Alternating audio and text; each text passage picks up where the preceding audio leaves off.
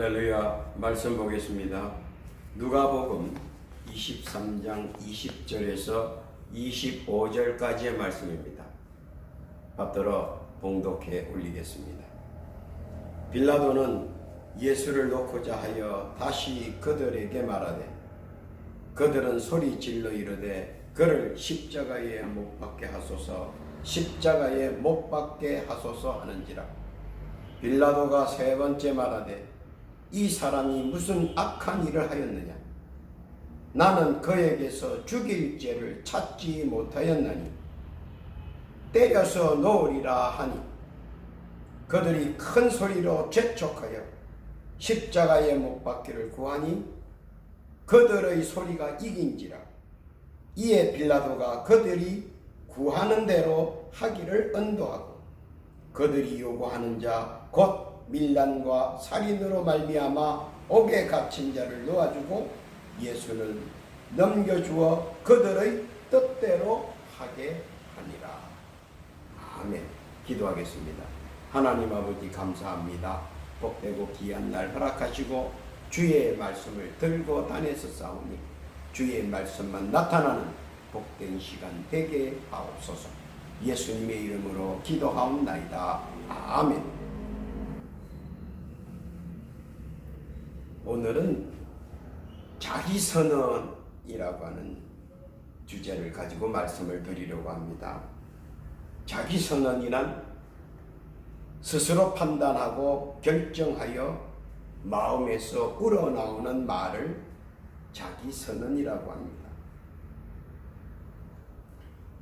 예수님 당시에도 자기선언에 대한 진실과 거짓이 만연했음을 오늘 본문을 통하여 볼 수 있습니다. 마태복음 21장 1절에서 11절, 마가복음 11장 1절에서 10절, 누가복음 19장 28절에서 40절, 요한복음 12장 12절에서 10절, 사복음서에 보면 예수님께서 예루살렘 성에 입성하실 때 수많은 군중들은 모여 호산나 하고 예수의 입성을 환영했습니다. 그들이 본 예수 분명히 선지자요 구세주였습니다. 그래서 그들은 참으로 진심에서 우러나오는 행동과 발로였습니다. 예수님이 오신다는 소문을 듣고 그들은 예루살렘 성문 가에를 쭉 서서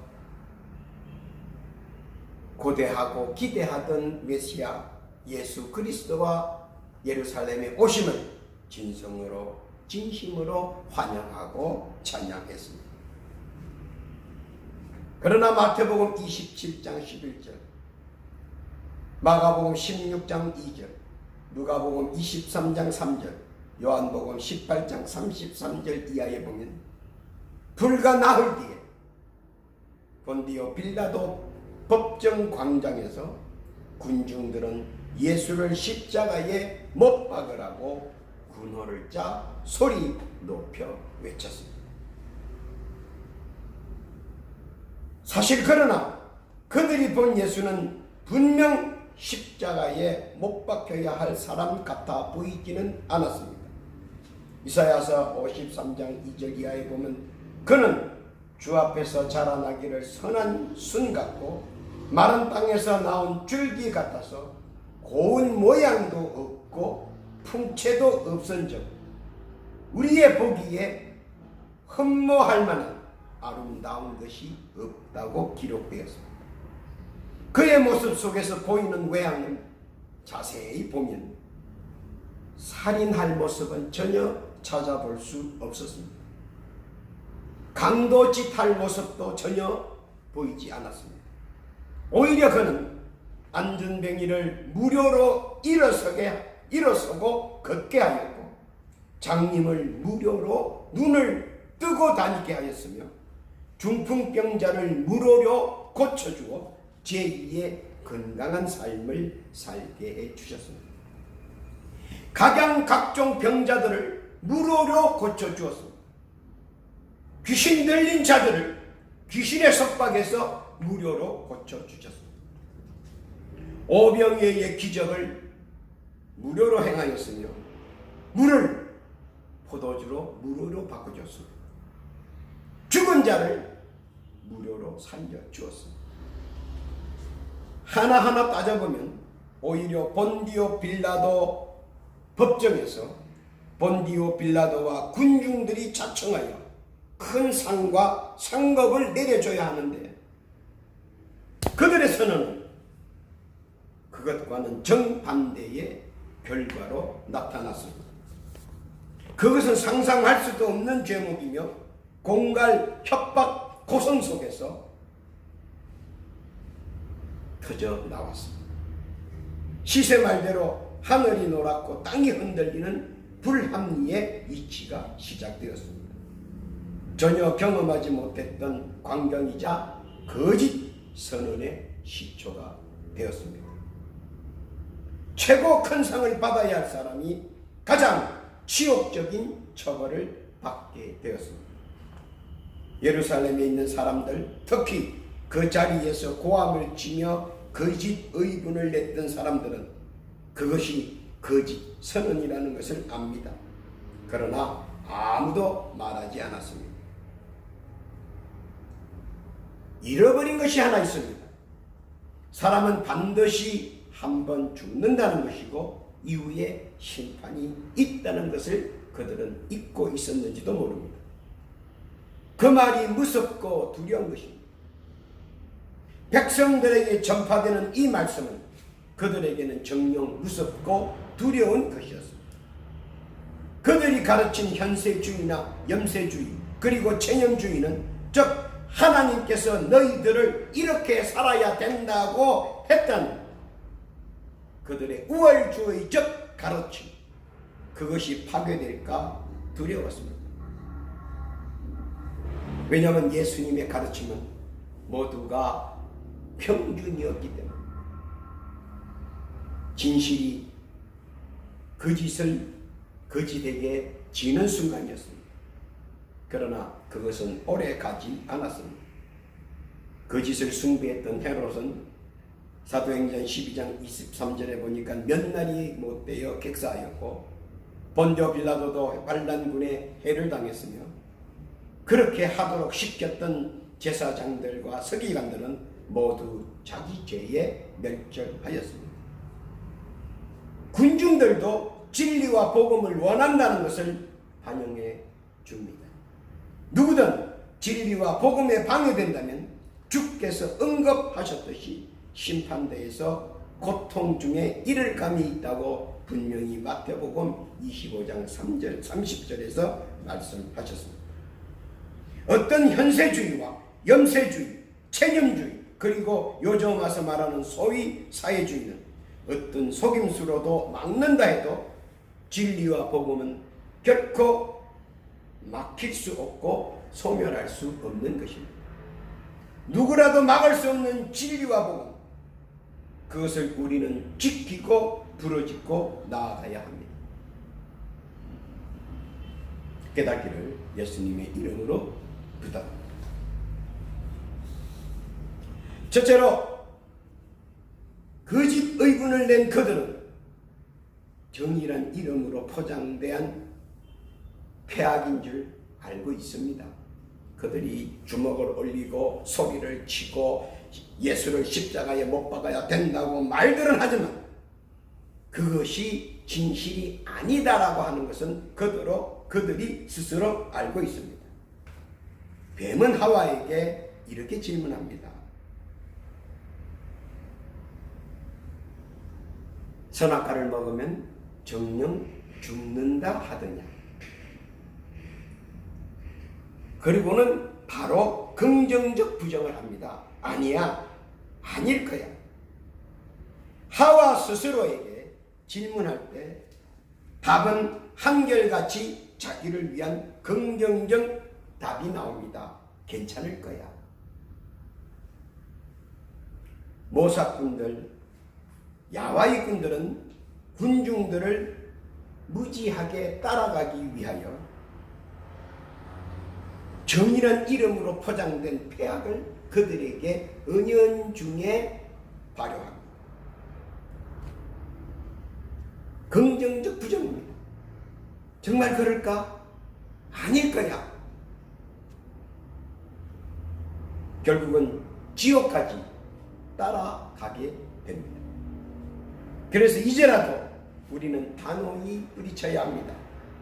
긍정적 부정이 아니라 우리는 긍정이든 부정이든 하나를 택해야 된다 하는 겁니다.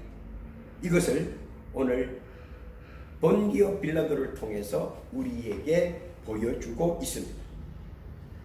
본디오 빌라도는 어떻습니까? 자기가 볼 때는 죄 없는 예수님이었습니다.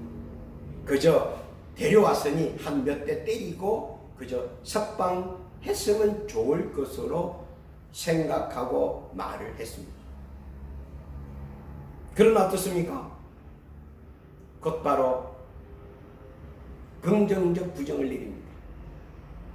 왜냐하면 모사꾼들에 의해서 선언이 바꿔집니다. 그래서 십자가에 못 박게 내어준다고 본문에도 기록되어 있습니다. 우리는 하나를 선택해야 됩니다. 긍정을 선택할 것이냐 부정을 선택할 것이냐 깨닫기를 예수님의 이름으로 부탁합니다. 둘째는 거짓 의분을 낸 그들은 현실적이란 이름으로 거짓 진리를 추구하는 것을 알기 때문입니다. 예수님의 주장은 한결같습니다. 진리와 복음 그리고 구원과 천국입니다. 그런데 예수님을 십자가에 못 박으라고 한 사람들은 현실을 더 중요하게 생각했습니다.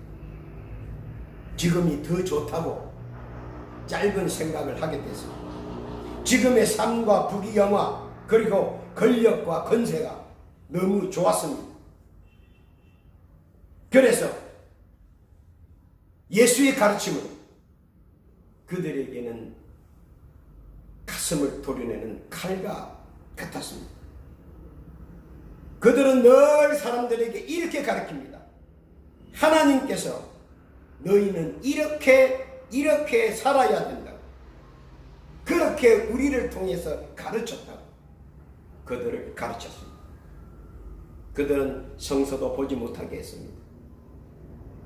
그들은 그저 서기관들과 제사장들이 하는 말을 듣게끔 했습니다.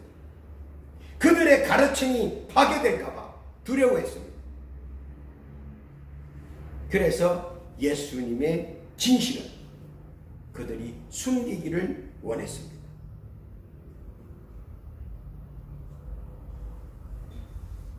현세주의자나 체념주의자들이 결코 어떤 속임수로 막는다 해도 진리와 복음은 결코 막힐 수 없고 소멸할 수 없는 것입니다.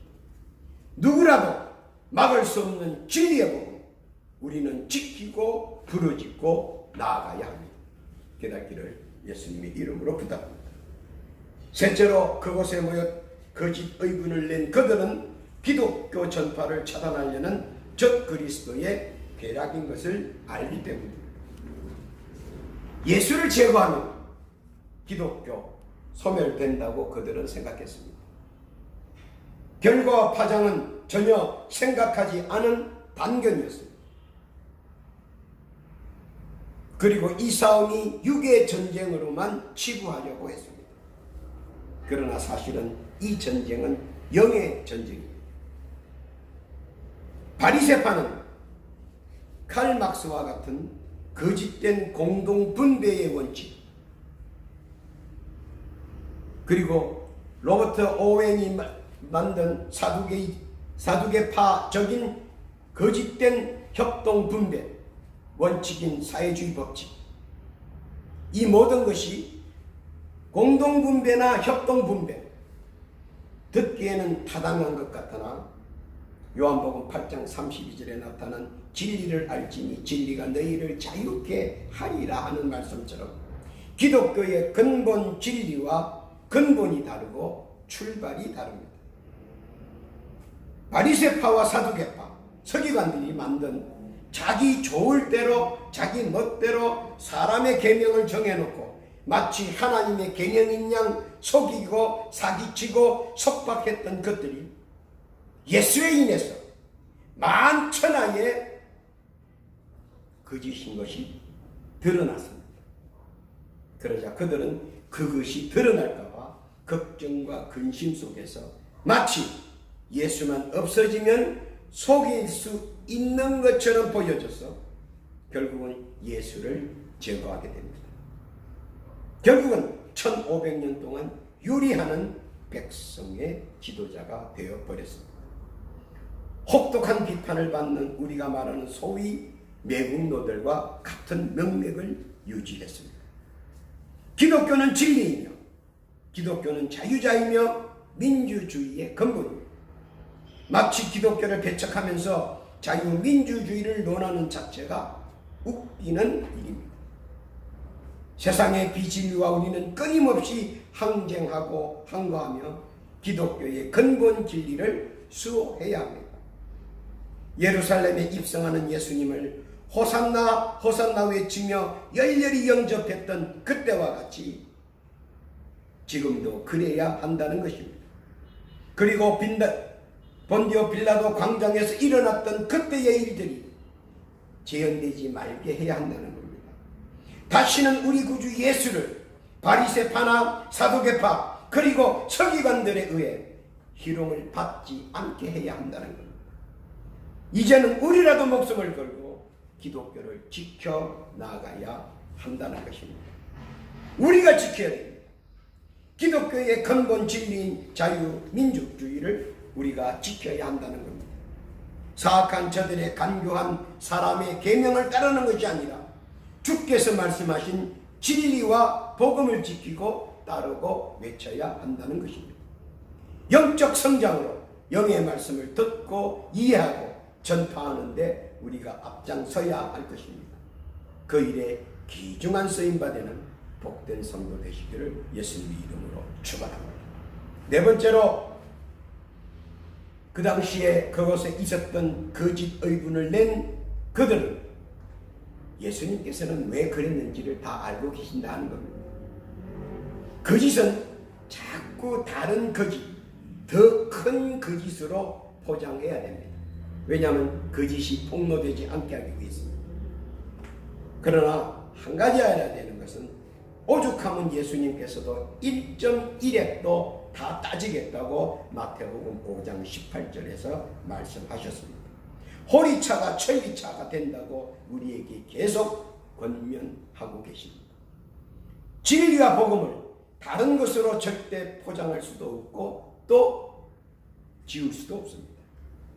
사람의 유전을 중시하고 사람의 계명을 더 중시하고 진리와 복음을 임의로 학대 해석하고 진리와 복음을 소멸케 하고 자기들의 유익을 위해 희생제물을 구하여 대역시키고 그러한 공로한 죄, 소돔과 고모라에서 팽배했던 죄들을 다시 구사하려는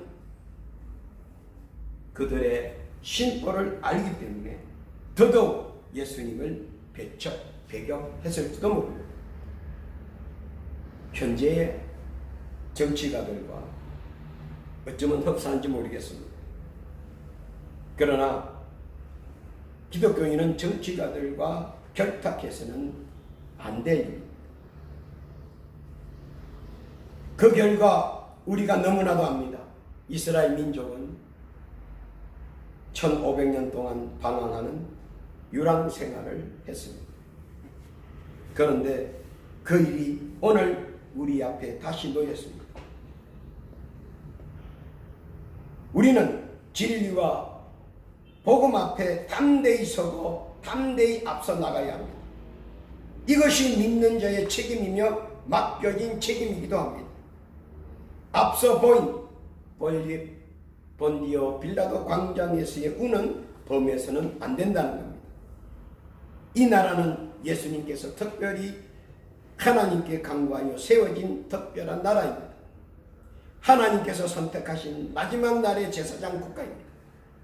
진리와 복음을 수호해야 합니다. 또 한 번의 거짓 선언으로 천추의 한이 될 것이 아니고 우리가 진심으로 참 선언을 해야 합니다.